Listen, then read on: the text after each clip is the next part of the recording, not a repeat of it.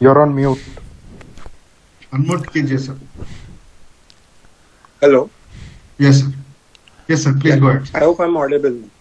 Yeah sir. Okay. I'm Vinod Jadhav. I'm a retired IT professional having around 32 years of experience in information technology. I retired as the head of IT from a company called Mukund Limited, which is a Bajaj Group company. And basically right now I've just completed the course from a course on certified financial planner. Very nice. Yes. So now I am also applied to the government's independent board of directors. So that application is in process. So I'm looking forward to working with with NGOs through DHWANI Foundation. Yes sir. Yeah. Jyoti madam. Good afternoon, everyone. I am Dr. Jyoti. I am a graduate and a PhD from Tata Institute of Social Science, Mumbai. So I have been working in non-profits for about 26 years now. So currently I am working as a senior advisor to Plan International India chapter. So throughout my life, I have worked in grassroots NGOs, and mostly about 16 years I have worked as a senior position in the international NGO. And I am currently based out of Delhi, but I am a native of Bhubaneswar. Yeah, Dr. Raghavendra Rao. Yes, sir. I am Dr. V.K. Jai Raghavendra Rao. Currently, I am the head of the division of the Social Science and Training at the Indian Institute of Horticulture Research. Basically, I am a BSc AG, MSc AG, PhD, MBA fellow. Okay, then very earliest of my career in 1995, I started my career in Mairada, a volunteer organization. I was working at Gulbarga for the participative integrated development of watersheds. So that's how my journey started. And then I came into extension. Then I was working as a Gramina Bank manager for about 2 years. Then Vijaya Bank field officer for about 2 years. Then I passed this Agriculture Research Service examination in 1990. I got a second rank and I was posted in the Indian Institute of Horticulture Research. Later on I went to the Indian Agriculture Research Institute to do my PhD. Finished PhD in 2 years. Came back and I became senior scientist at the National Academy for Agriculture Research Management, which trains the agriculture scientists of this country. So most of the students, including the DG of ICR, they're all my students in one way or the other. I finished my MBA in 2006. I have guided about 15 PGDMS students. NARM also offers the postgraduate diploma management in agriculture equivalent to MBA. I myself have an MBA from IGNOU.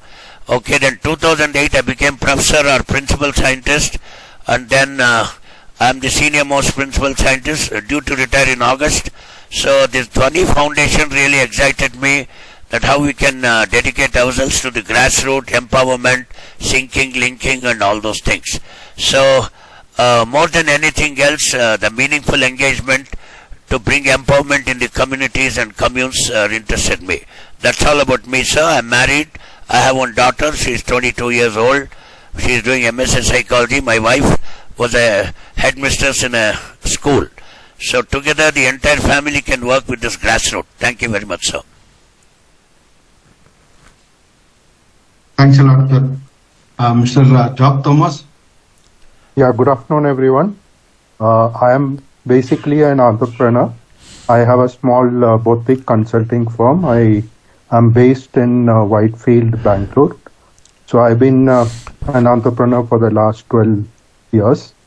Earlier, I was working in large corporates and things like that in the IT function as head of the function in multinationals and startups. Currently, I also support NGO in US related to sustainable development goals. We are in the process of creating corporate guidebooks. So I handle the SDG 4 part in the development goals. I have some free time, so I thought I will utilize that time for doing some social impact specifically using technology. That's my intent of attending this meeting today. Thanks a lot, Thomas sir. Sangram sir.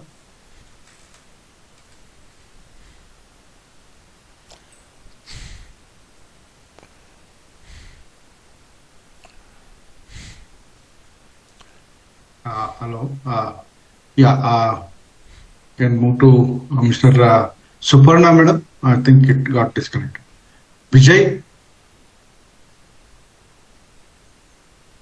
Vijay K. Sahu. Sir, I just entered. Shall I introduce myself? Yes. Quickly. Myself, Vijay Kumar Sahu. I have been associated with the development sector since 1996. Currently, I am working as a consultant in UNICEF Odisha. And I am a UPADESHAK in DHWANI Foundation, and I am supporting Samajik Seva Sadan located at Sundargarh. Thank you, sir.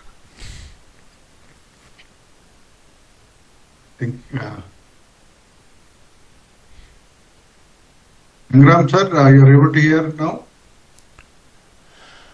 Sanjeev Kumar sir, you can give your introduction quickly.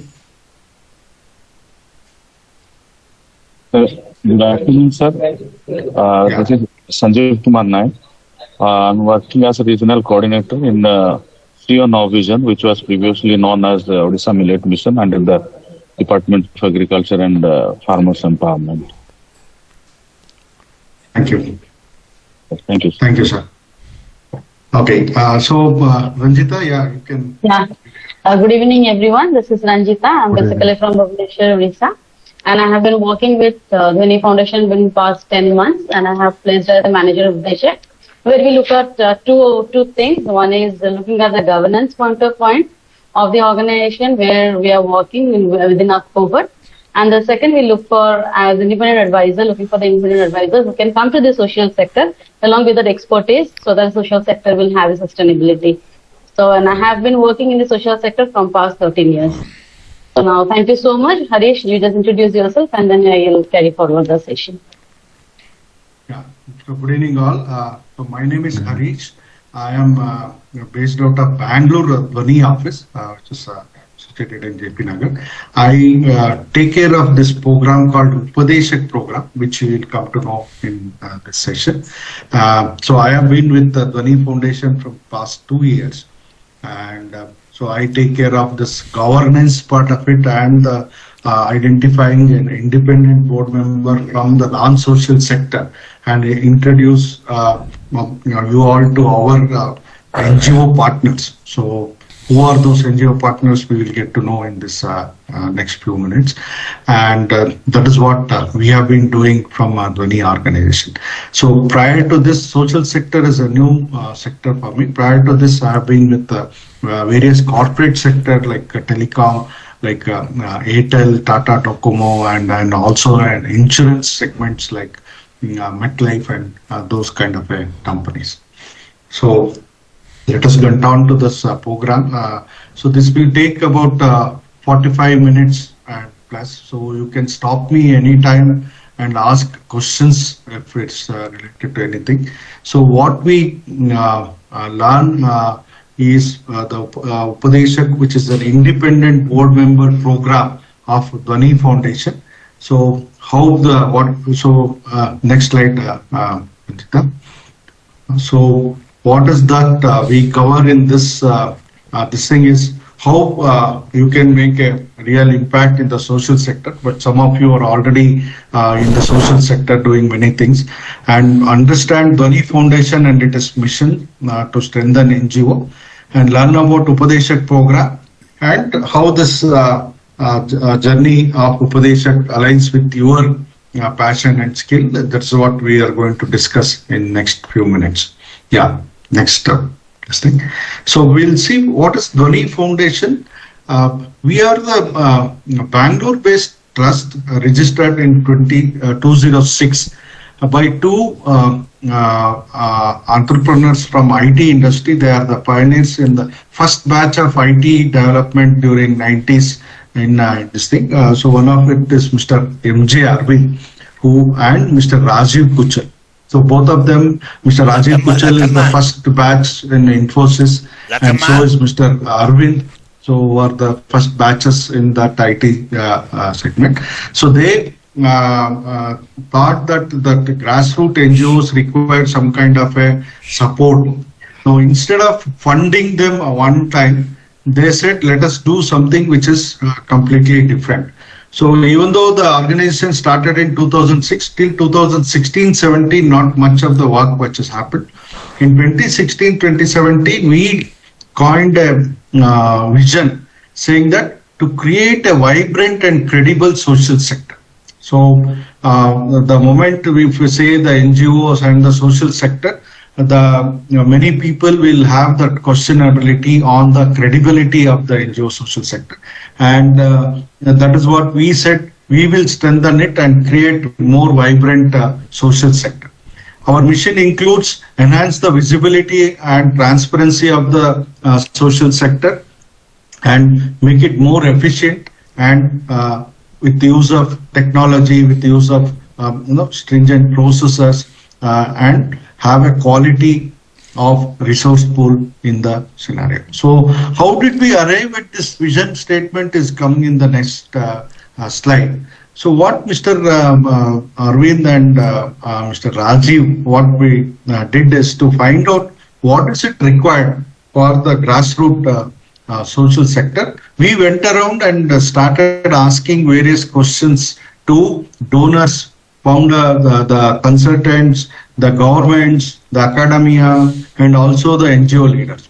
We keep asking them, for the donors, we said, what is that makes you to donate any money to any kind of an organization? So the donors said, we will look into compliance and governance, and that is what makes us comfortable to donate. We went and asked in the government sector, what is that they look into NGO sector? They said, we look into compliance part of it. Does all the NGO meets all the regulatory process and procedures? And when we asked the NGO, they said, yes, the fund is the challenge for that. If you get a proper funding, proper donors, then automatically all our programs can be implemented and make the beneficiaries to get those requirements in the community. So this is how we have done the survey. And based on this survey, what we arrived is the next point, where we have arrived at 205. Next slide. Yeah. So what with the survey, what we have arrived is, we have arrived at some 205 indicators. These are the good practices, what we have said. Some of them are, yes, statutory requirement, and some of them are somebody has to put it on mute, please. Yeah, I will do it. Yeah. So these 205 parameters are good practices for the NGO to be considered as a credible NGO or good practicing NGO. Many of it is compliance, many of it is governance, many of it is other practices. What we made is, we have made them into another 8 broader classification, like compliance, like governance, HR practices, MIS and technology, accounting, fundraising, program management, etc. So now each module has various parameters. For example, in compliance, we have something like 42 parameters which comes under compliance. And in governance, we have some 30 parameters. In HR, we have some 22 parameters. Like this, we have bifurcated the parameters, and we are going to engage this NGO respective people. Now, for example, MIS and technology, we will train the coordinators and the CFM on the use of technology, use of softwares, so that they can have the proper data management. For HR practices, we will train the CEO and the leader on how to manage the HR, the salary part of it, the attendance part of it. When it comes to governance, we train the board members and the leaders. What are the best board practices, how to conduct the board meetings, what are the roles and responsibility of a board member, so on and so forth. So this is how the entire our model of organization development has been developed. Now what we do is we have a different programs to reach out to our grassroots NGO. Our main flagship program is considered called as Nirantara Classic Program, which is currently now running in Odisha, Jharkhand and in Tamil Nadu and in Andhra Pradesh, where this program where our NGO partners, we have a selection criteria, I'll come to that. The selected NGO partners will undergo a 18 months program where each month we have put up a calendar, and as I said in the previous slide, these 205 parameters in each workshop, we are going to train them, we are going to ensure those parameters are implemented, and by the end of that 18 months, they are completely thoroughly implementing those good practices in their organization. Similarly, Nirantara Sahayak initially, which is a little bit modified version where we are providing a service provider support to these NGO partners, which is a 15 months program. And both Nirantara Classic and Nirantara Sahayak, we have kept a criteria. The NGOs whose annual budget, I am repeating here, whose annual budget is 50 lakhs to 3 crores. That means we are going into such a small NGOs. We are not going into any big foundations, any big houses of NGO partners. We are going into very, very small NGO partners, and we are helping them in the organization development. And when it comes to Nirantara Light, there are many NGOs who came up and said, yes, we have started recently, and we don't have even a 50 lakhs budget. So we also require handholding support. So what we have made is, instead of 205 parameters, since the organization is too small, we thought some of the parameters might be looked into in the next phases of their journey. So we have made only 75 parameters to be implemented for those smaller NGOs. And still there are many NGO partners who said we may not be able to commit to 1.5 years or 2 years with this program. But we still lack many of the knowledge which NGO as an organization which we need to run. So what we have done is we have developed an e-learning platform where all these 205 parameters have been done in a video format in multiple languages like English, Hindi, Telugu, Tamil. So all these languages we have developed this video, and this can be used by anyone who by registering and creating a user ID with us, and they can use this videos on their own and learn the good practice. And many of the NGOs, then they said, we don't have a software or we don't have a funding to have our own software, to have a MIS, or donors will be asking various reports on the program implementation. We have developed Gunjan is our in-house software, which is a data MIS software. It is not a accounting software. So we are providing that software to all our NGO partners where they can manage all their reports and beneficiary data, donor data, all this data they can manage and can pull out a report as and when required in whichever the format as the donor and the government requires. And we have this UPADESHAK program which we talk in detail in this session. What is UPADESHAK Anda? And apart from that, we also represent federations. We have some 6 federations with 60 NGOs under them. We are also engaging them and handholding them. And recently we have also started donor engagement where we are trying to rope in various donors from CSR community so that we can, many of the NGOs are asking, you are providing all this support. If funding also can be done, it will be a good support for us. So we are trying to reach out to donors also to link it with our NGO partners. So these are our main program. Now, currently, if you look at, we are in different states now. Just to give some brief idea on where and all we are present, we are in Odisha with 32 NGO partners spread across 17 districts of Odisha. This is the first cohort, and second cohort is also started. And coming to that, who are these 32 NGO partners? Which domain into? They are into various domains. We don't restrict the domain part of it.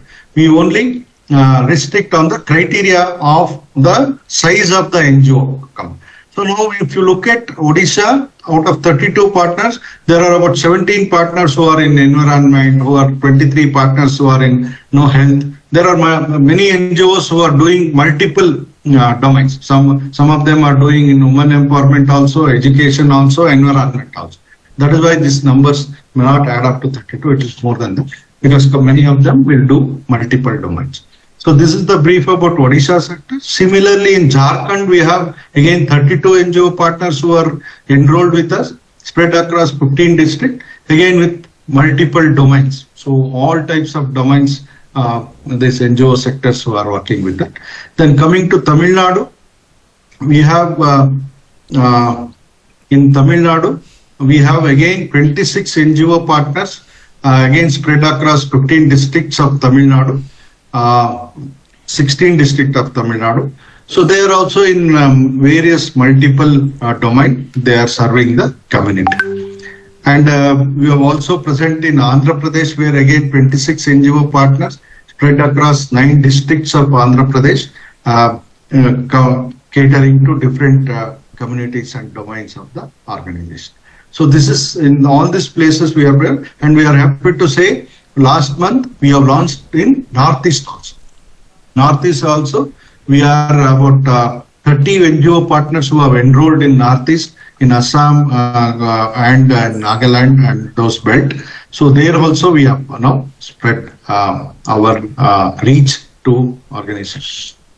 So hope, I'm going in a right speed. Any questions so far? Anybody has any points to make it here?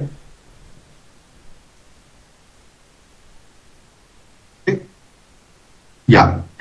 So please stop me if anyone has any question in any point of time. So now, how this 32, some numbers I gave, how these people have been selected? Okay. What it is we have a selection criteria. We have certain criterias, and we do our own due diligence to see the NGO partners who are coming on board has some kind of a minimum basic requirement. For example, they should be in the system from last 3 years. They should have filed the IT returns for last 3 years. They should have the PAN number, certificate which is running. So all these checks and balances which we will do. And once they enroll, we will do the shortlist, and then we do a panel interview where not the enrollment team, our leadership team directly speaks to them on the online call and get all the data. We call it as a master data, where they have to give all the information about their board, the program which they are doing, who are the donors, how the funds are utilized. All these things we will collect, and we do the interview online on the shortlisted one.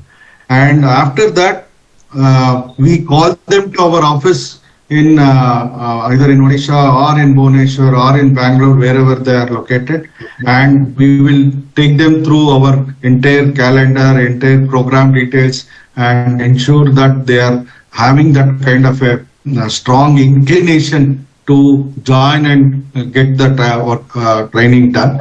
And post that, our leadership team, our trustees, our founders, and the top management visits them into their field, their office, their beneficiary, and we will see what are the data they have presented. Is it how they are interacting with the beneficiaries, or the beneficiaries are happy with our NGO partners, or the board members are as per the list presented or present kind of a stuff. So based on all this thing, then we will get into an MOU, and that will be a tripartite MOU we will sign with the NGO partners and DHWANI. They have to commit, yes, they will be attending all the workshops what DHWANI is planning ahead, and then the journey starts. So this is, we have this criteria for enrolling this NGO partners. And we do 3 types of assessment. While enrolling, we will say we do a baseline assessment on these 205 parameters.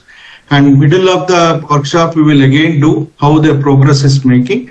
And at the end of the program, we will again do the endline assessment.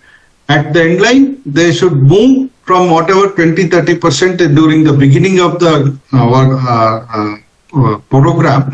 They should move more than 90% to 95%. That means out of 205 parameters, at least about 180 to 190 parameters, they should have implemented and running on their organization at the end of our workshop. Then DHWANI will say, yes, you are a graduated partner. You are graduated with the DHWANI's parameter, and we will make a small function and we will say, yes, you are a good practicing NGO.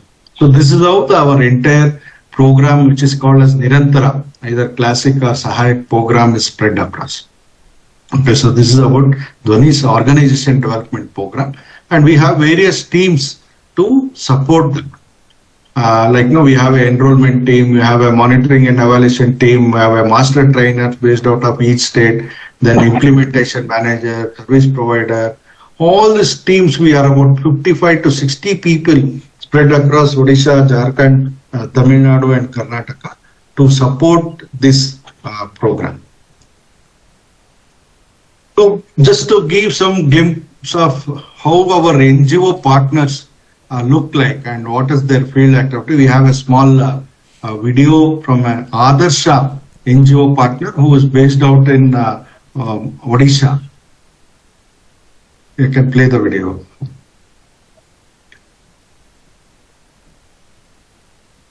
Video is not coming.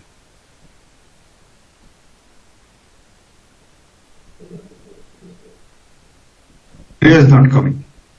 Video is not coming? Yeah. Just a minute, hold on. You can directly play otherwise, not from. Yeah. No, you're not.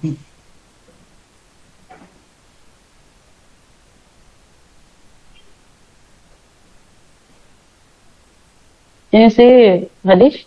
Video is coming, but audio is still a challenge. Oh. Or you play directly instead. Okay, okay. Exit the sharing. Yeah.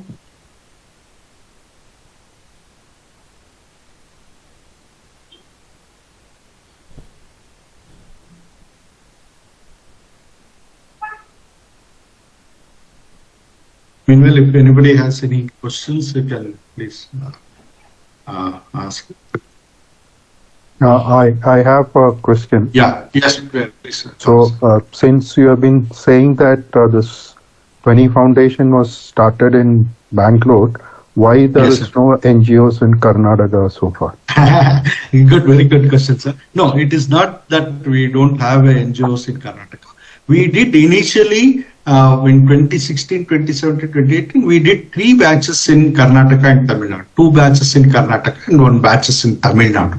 And that is where we got the learning and then we moved on. The reason why we are starting again in this month, because we are spread across other states. Our focus to launch those states and to equip this thing, we took a little slower in Karnataka because already we had, but we have continued with our Nirantara Light program in Karnataka, where we did a smaller version of it, about 3 batches, 4 batches in fact, where about close to about 120, 130 NGO partners we have touched base with that. So we are, and one more thing, what happened, sir, in Odisha and Jharkhand, where it is still lagging behind in many of the aspects. The Azim Premji Foundation came forward and they said, we will support DHWANI to some extent, and why can't you launch the program over there? So they are also our funders, and we are otherwise DHWANI is self-funded. Mr. Rajiv and Mr. Arvind and one more individual, they are funding the entire program, whereas Jharkhand, Odisha and Northeast places where Azim Premji Foundation is supporting us in terms of funding. That is why we are going over there to help those NGO partners on that. Fine. Okay. Thanks. Yes, sir. Shall I play the video now? Yeah, please. Is it okay now?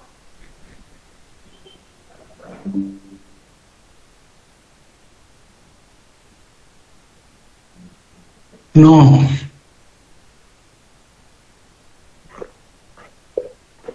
You unmute.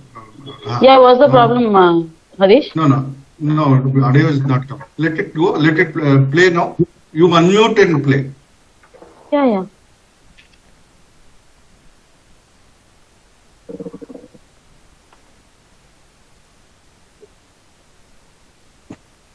No, we are not getting the audio.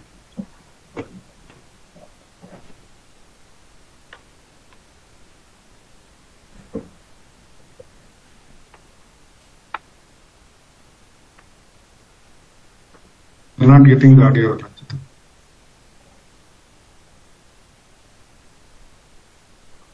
Okay, so while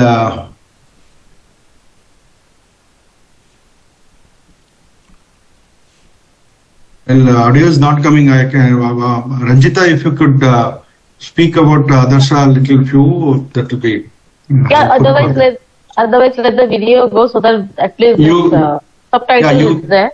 Yeah. Yeah, and you comment behind what is that Adarsha is about. Okay. If you are hearing the voice.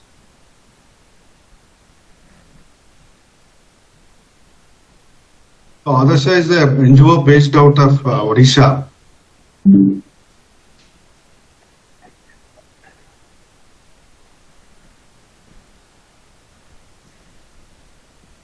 This is the leader, Adarsha's leader.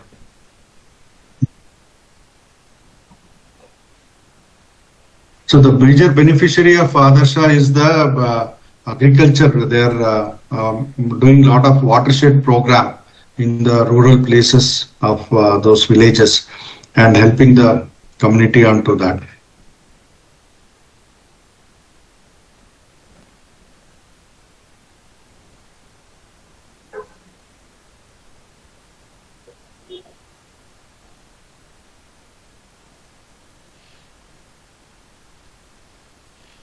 So these are some of the beneficiaries who are giving their verdict how the Adarsha's work has benefited them, especially conserving the water and getting the development of it. So they have done this watershed program where the water can be recycled and reused, especially the rainwater. So this is the kind of water which has been utilized, and they are able to grow a lot of vegetables, and there's something called as a FPO they are created, and the Adarsha has worked with a lot of E-Shakti women and FPOs so that they can sell their produce in the bigger markets and enhance their livelihood projects in the rural women.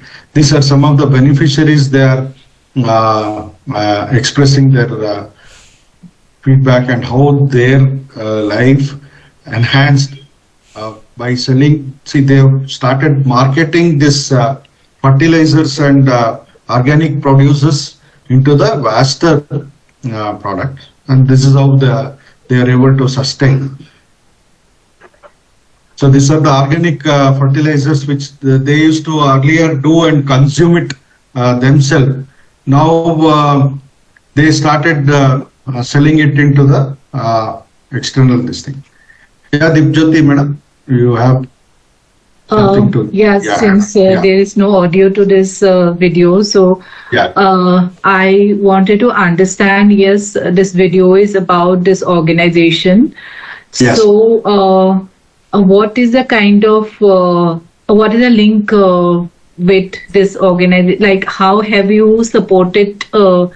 DHWANI has supported this organization to how you have supported them to come into this stage, or what is the role you played in this organization? Yes. So so they have been doing this. The ADESHA organization has been there from so many years, and they were getting the support from government as well as some individual donors. So the founder has very good capacity to implement the program at the ground level, but the lack lot of governance parameter or how to run the NGOs, that was not there. And if you see their board structure, the board was very weak is a wrong word to use, but they are not aware of the role and responsibility what they need to do as a board member. And you have been in the sector, madam, you clearly understand. Because any NGO leader has started the organization with some kind of a passion or to solve some problem in the community which he or she faced during their life. And at that time, nobody would have come forward to support them. And they would have taken the board members whose their relatives are, who their friends and in the community sector. It's there, many of them, they don't know what are the requirements as per the compliance, as per the government.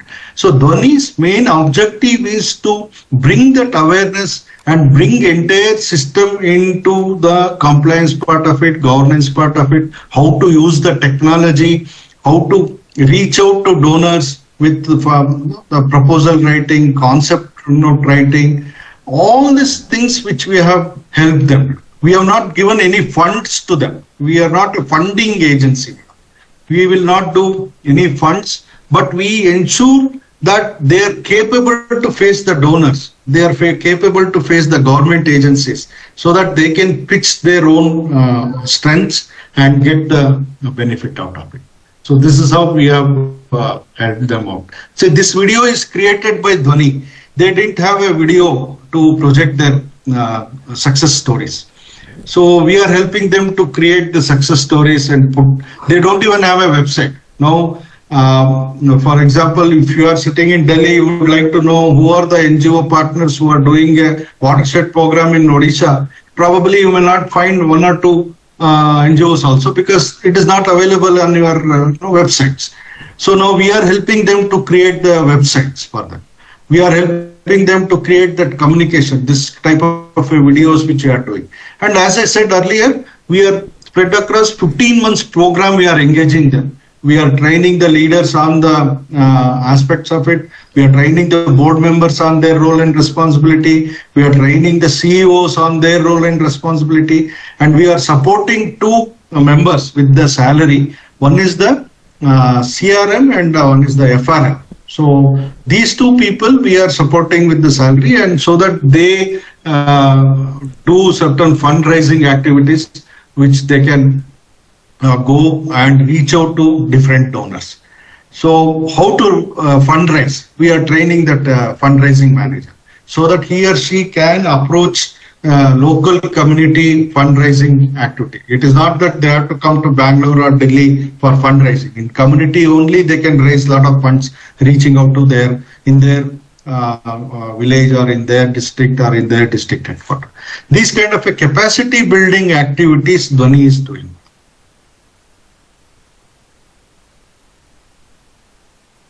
Thank you so much. Yes, I understood. Yeah, thank you. Yeah, yes. This is basically we say this is a change management program.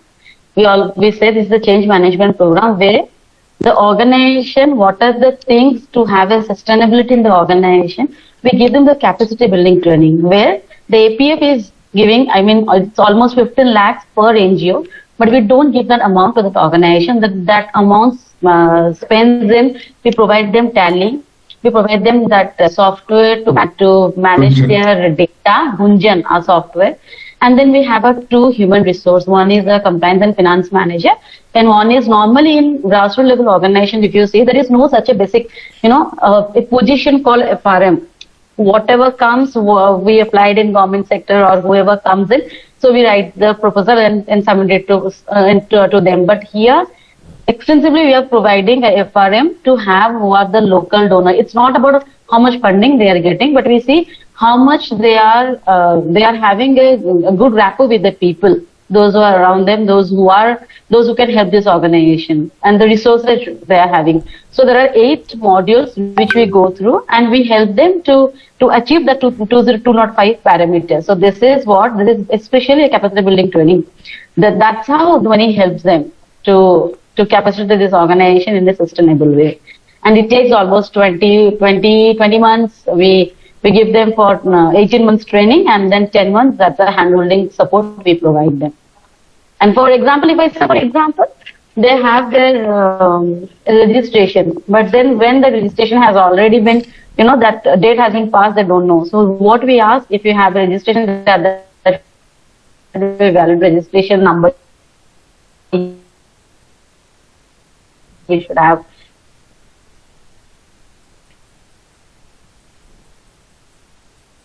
The date should be there, your FCRA, and because every time board members, we ask them, show us the evidence, where do you have the 9 board members. So we have our implementation team, training we give, the program is designed in such a way, we'll give them training, and then after training, implementation team is there, so they will give them a handholding support to achieve all these parameters. I hope you got some clear idea about what the program is. Thank you so much. It's like, you are supporting these NGOs and building their capacities to make them sustainable. So that is how Azim Premji Foundation is the back donor for this work. So the money does not go directly to them, but it is with you, but you build their capacity to sustain the organization, right? Yeah, yes. Thank you so much. That is only in Odisha and Jharkhand, madam, where Azim Premji Foundation is supporting us. In Karnataka, Tamil Nadu, Andhra and all, it is DHWANI's own funding which we are doing that. Yeah, I think you can continue with the slide sharing. So we thought of showing one video of the grassroots NGO profile, but unfortunately it's not telling. Hey, we'll continue with the slide. Let us see. We can share it offline also to all of you. So now coming to our main, this thing is about UPADESHAK program. So what is this concept of UPADESHAK? Why it came?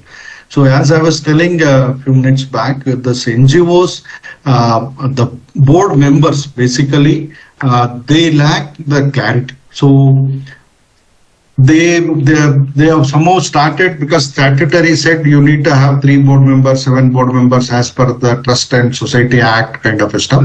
They have bought some people who are believing in, who has a belief in that leader, and they have supported him in the initial days. But now the things have changing. The government rules are changing. The FCRA rules are changing.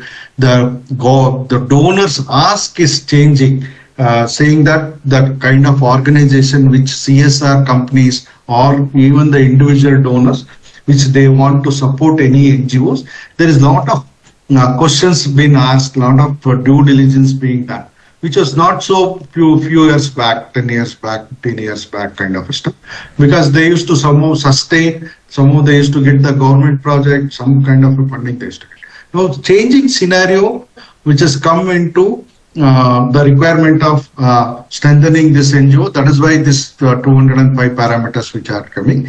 And at the same time, many of the donors started asking about checking about the board members' credibilities.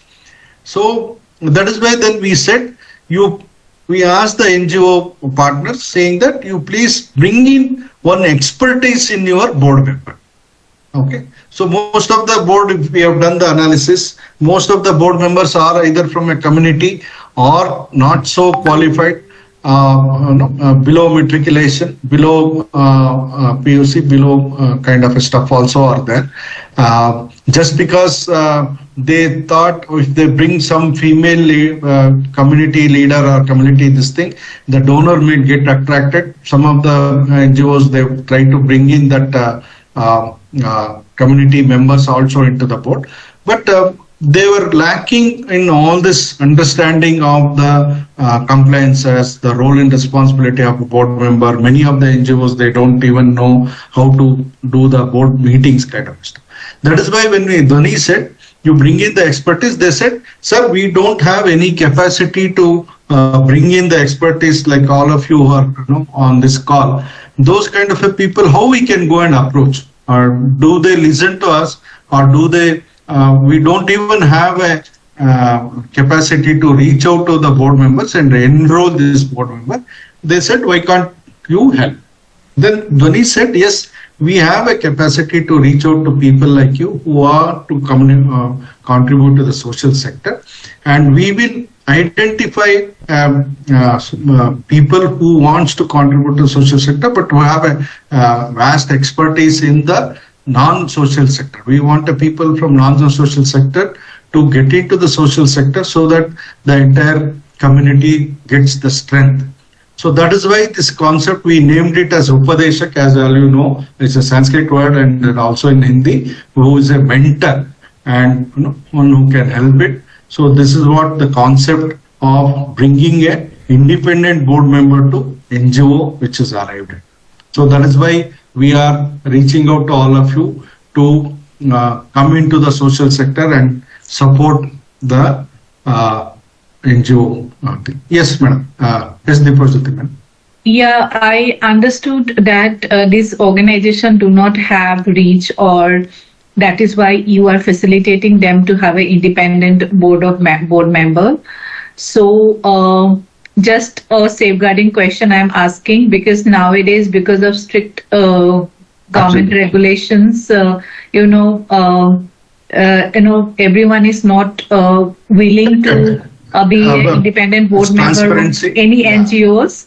So my question is that what is the kind of I am sure you have checklist No, of I ensuring these organizations, but what is the safeguarding you are giving to the independent board members to be part of NGOs whom I really don't know their credibility? No, definitely, madam. In fact, very valid and a very good point here. In fact, that is coming in the next slide. Any which way the question has come, I will try to answer it. So now, as I said, in our criteria of selecting these NGOs, I have explained that in our slide. We have our own due diligence before enrolling. Now, for example, in Odisha, we have this 32 NGO partners who are undergoing our workshop in Nirantara Classic. To get this 32 NGOs, 97 applications we have scrutinized. And only when we have satisfied, yes, as you said, there is they have a transparency, their accounting system is in place, they have filed the returns as per the requirement, donors are happy, only then we are enrolling. So we have some due diligence which is as per DHWANI's requirement, we have done. Now coming to an independent board member safeguarding, what we suggest is you need not have to become a board member tomorrow for that organization. What we are doing is we are giving a timeline of 6 months to work with NGO as an advisor, wherein he as an NGO partner also will come to know about you. Same risk that the NGO leaders also has. I don't know somebody, I want to bring them on my board, what will happen? As much fear as we have to get into their board, they also have that kind of a issue. So we allow 6 months to 8 months to work together, and only when you are completely aware of the organization and the organization is completely respecting your value inputs, then only they will make a board resolution and become board member. Okay, so the due diligence has to be done by both the members. So that is what we also recommend. We will not comply or force neither the NGO leader nor you to become a board member. We will say the evaluation has to happen only when both the board of the NGO agrees and you agrees, then you become. That is how the entire program is played. And Thank also you so we much. say directly not to be as a work as an independent board member. You be as an independent advisor, because both of, I mean, the Updeshak and the organization, they don't know each other. So to know each other and to know their program, it's vice versa. So it takes a lot of time. So we say at least for a few months, at least for minimum for 6 months, be as an advisor.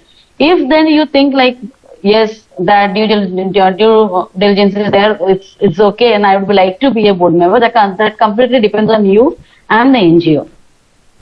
So DHWANI doesn't, force to be an independent board member. We say to be an advisor. Thank you. Okay. Yeah. Next slide. So this is what I have. We have talked about. What is the benefit? Why you should be a board member or an Upadeshak? So one is that many of you would have already been a part of social sector, or you would have one or the other way would have donated or contributed to many of the NGOs. But as an Upadeshak, you will have a opportunity to become an independent board member and drive the organization policies and philosophies. You get that opportunity. And second thing is, your expertise is much needed for this grassroots NGOs. And you can contribute whatever the field which you are in. Some of you said their doctorate in agriculture field. Some of you are doctorate. Some of us you are a technology expert. So whatever the field which your expertise is, that is required for that NGO to scale up. And you will also have a feel of really getting your hands on to the social sector and impacting communities in a much bigger way than donating few thousands or lakhs of rupees to this organization. And after that, you have a lot of networking opportunities. As you see now, when we are introducing each other, the highly qualified group of people like all of you are coming together on the same platform, knowing each other. So that will be beyond your socials, beyond your corporate sector. You will also get an opportunity to network with this kind of a different sector people on this platform. Yeah, this is some of the benefits. The ultimate benefit is when you meet up with the NGO leader and build up that empathy with that group. That kind of a satisfaction which you get is completely different. What you will be getting it at the end of the program. Yeah. So what is the role? Basically, even though most of the NGOs expect the fundraising activity, we say fundraising is at the last importance. First is you see the board oversight and board practices, how the board is functioning, as the board is carrying out their duties and directions respectively or not. So that is where, when Madam asked that question, yes, it becomes our responsibility also to strengthen the board and bring them, to make them understand what are the rules and regulations which is there, what is government expectation, is all the policies in place in that organization. Many of the organization, we are teaching that in DHWANI. What we also given during your mentorship also, we say, we have already taught all these things. Please see whether those things are getting implemented in their organization or not. If they are not implementing, we will request, as an advisor and an independent board member, it becomes your role also to ensure those things are implemented in their organization. And we also help, you can also help them in building that strategy, process and system. And as I was telling, many of the, as you are seeing that Adarsh leader, he definitely will not have a speaking or pitching his NGO to any of the donors. You can become a spokesperson for that organization, sit with the donor meeting, help them in preparing the proposals, build up the story, build up the pitch for the donors, all these things which you can. And these leaders are also, if you look at, most of the leaders are getting 20 years, 30 years in the system. So you need to develop a second line leader. You need to, they also don't have anybody to lean on or to share their issues and challenges, because they can't share it with the other board member or the staff. So you will become a person where they can share their challenges, which we can help them out. So this will be the broadly your role as a this thing.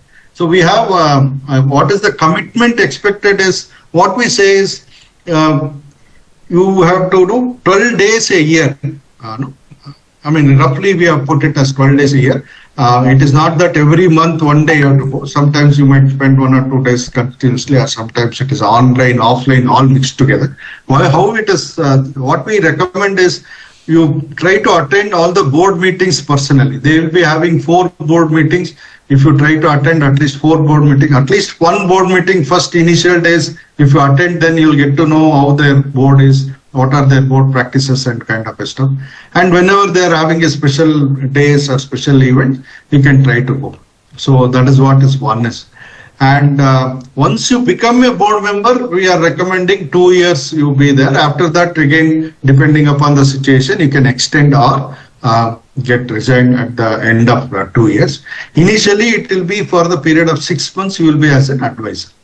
And all this is a pro bono voluntary service. Again, that video is not going. Morning, we had a call with one of the NGO partners. He was telling the board members to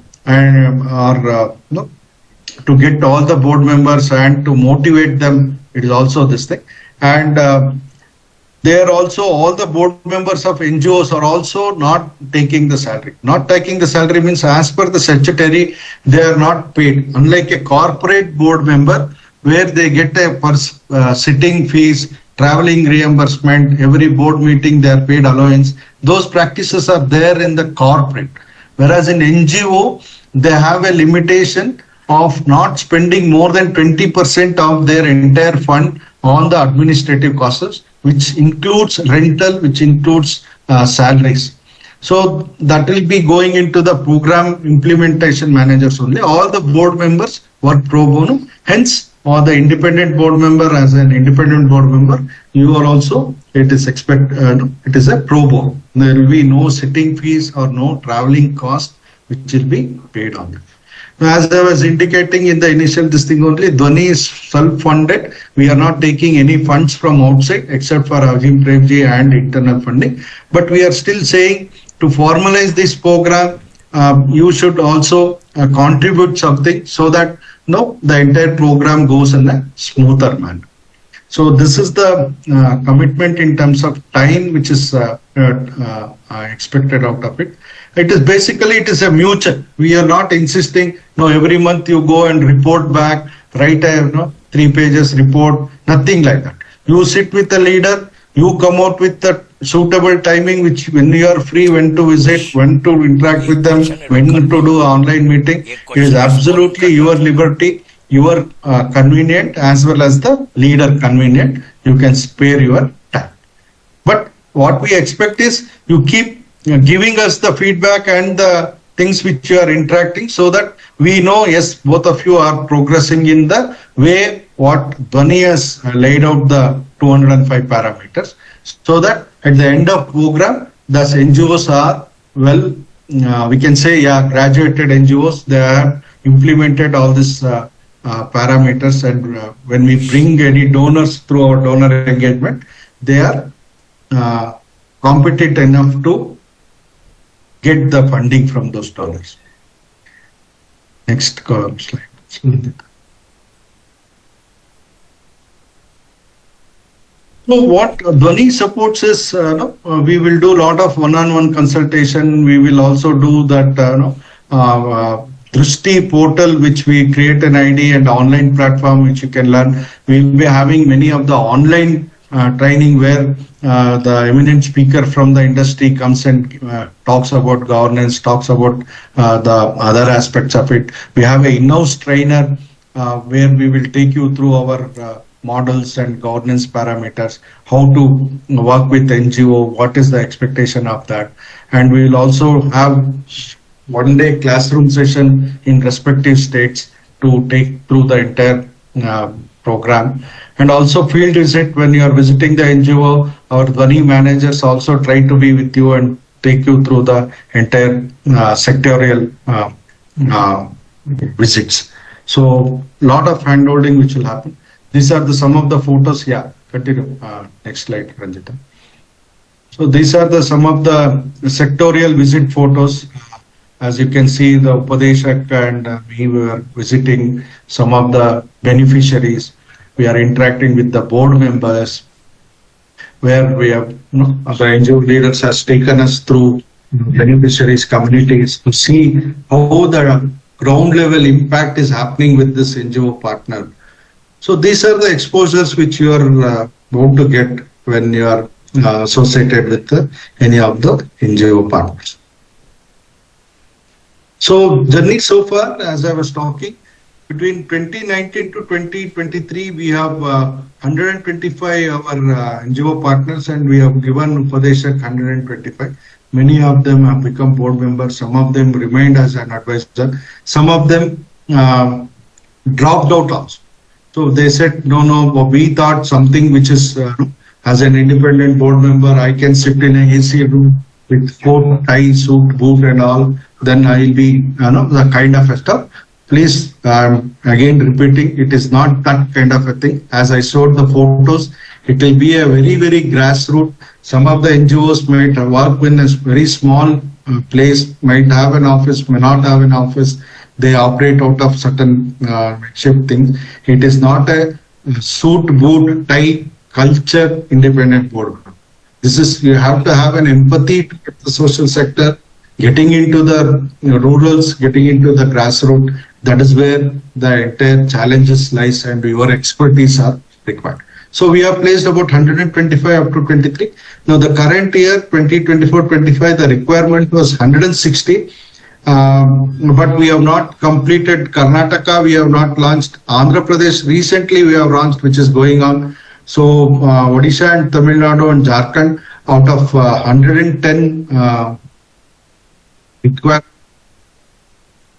So we are giving a chance to NGO partner. Do you require an independent board member? As Madam was asking, is it everybody has to be given an independent board member? We are giving a chance to NGO partners also.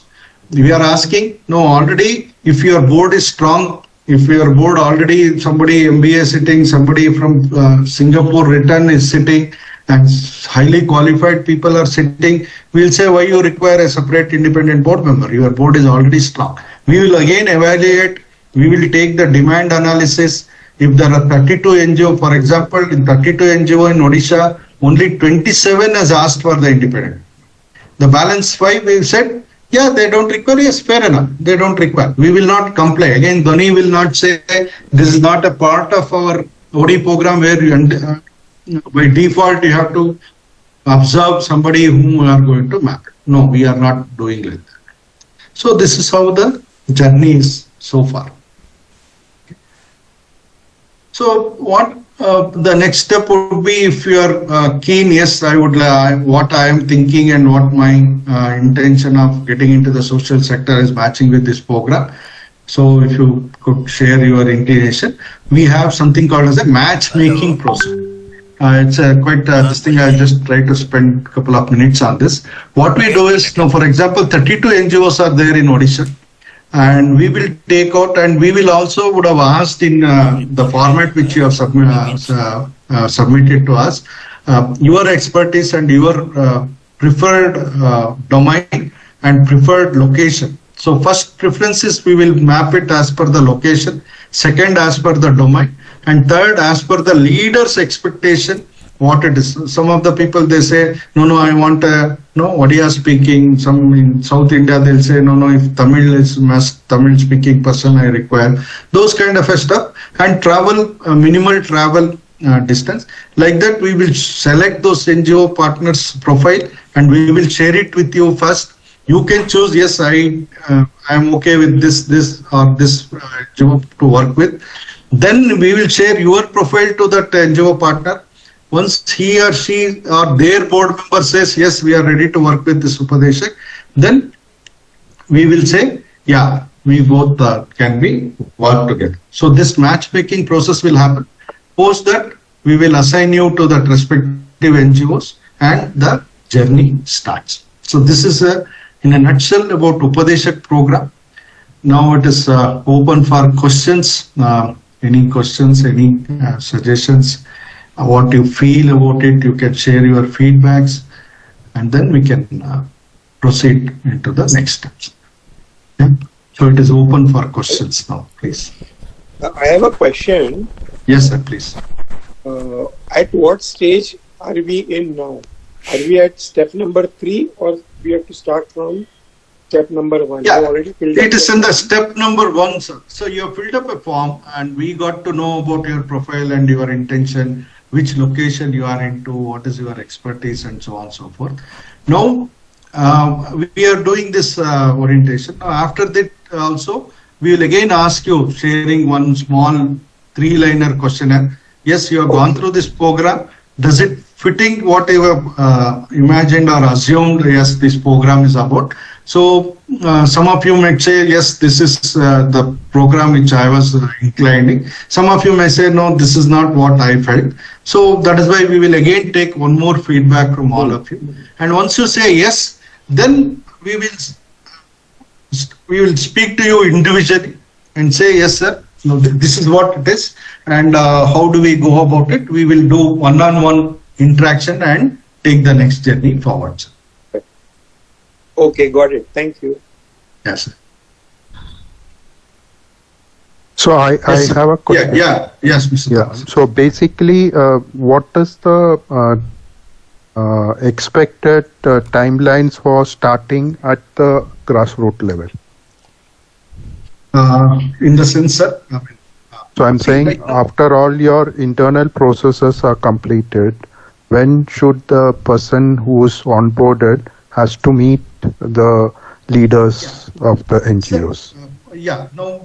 Already the program is on and running, sir, in Odisha, in Jharkhand, in Tamil Nadu, and in Andhra Pradesh and all. They have already completed 6 months in Odisha and all. They are almost in the verge of completing the 15 months program. So once you say, okay, now Mr. Thomas, you are in Bangalore, I want somebody who is closer, saying, as you already mentioned, Karnataka, we don't have anybody. We can say the nearest place is Hosur or Tiruvannamalai. I am okay to travel 2 hours kind of stuff, morning kind of stuff. I'll share. Once that board member agrees and you agrees with that NGO, it starts from next day on.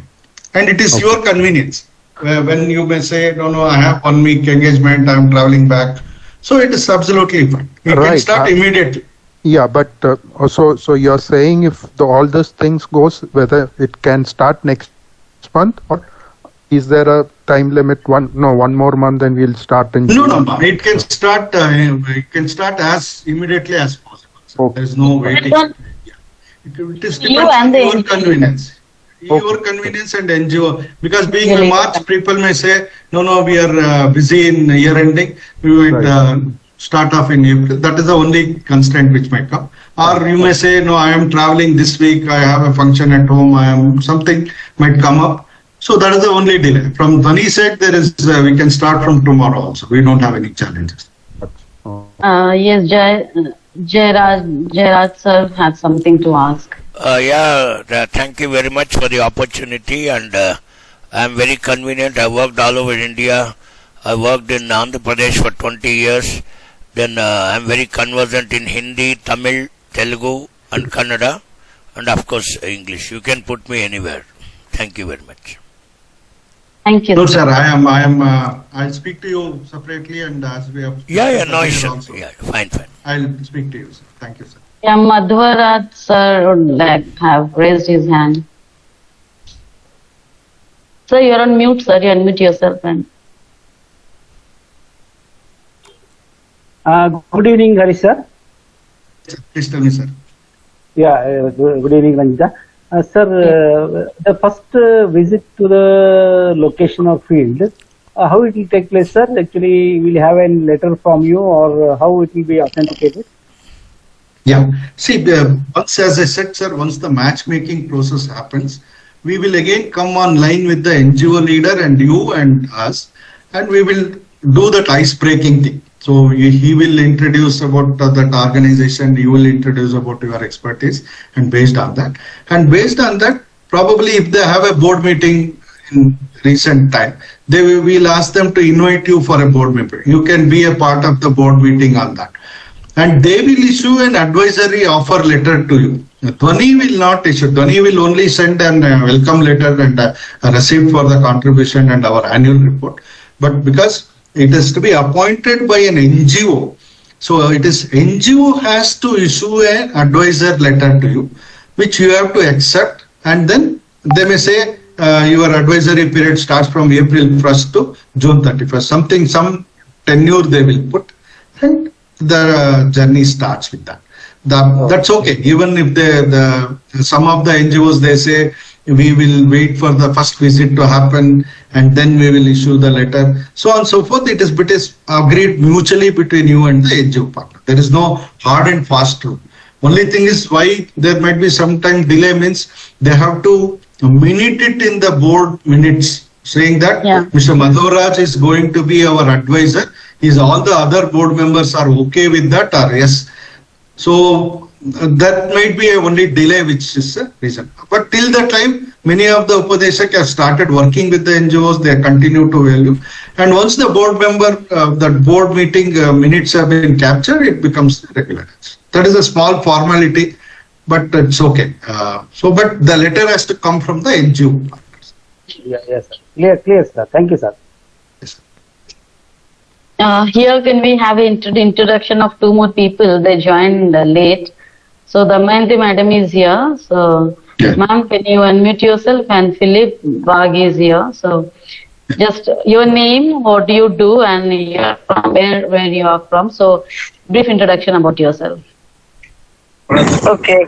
Thank you so much. I heard everything and I like to be the part of the update. So I am Damayanti and my background is APO background. I'm a trainer, master trainer on women rights, gender, and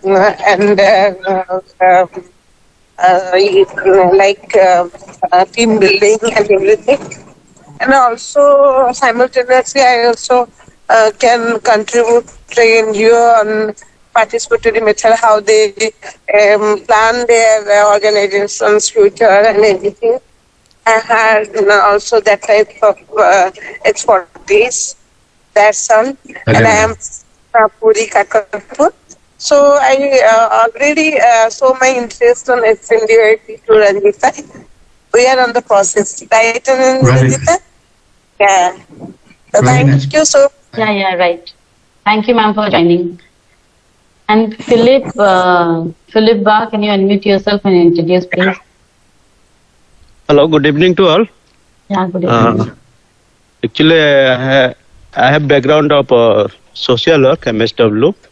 I have exposure of working in different parts of India, both in non-government and government sector. So recently, I have expertise in government sector, how the development for the PVTGs. So that things I have the expertise and different capacity building needed for the really disadvantaged people.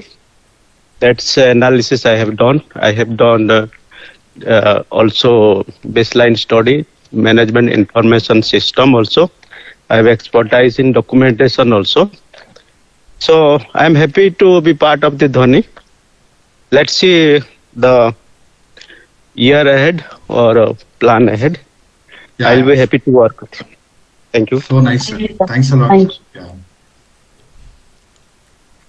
Okay, so there are no more questions. I think we have taken additional time. Yeah.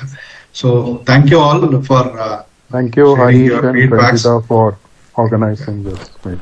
Yeah, Thank you, Thank you, sir. one word Thank of you. thanks. Please. Yeah, see, Please. because this was about 35-40 years back. I had joined Myrada, and all of you know Aloysius Fernandez.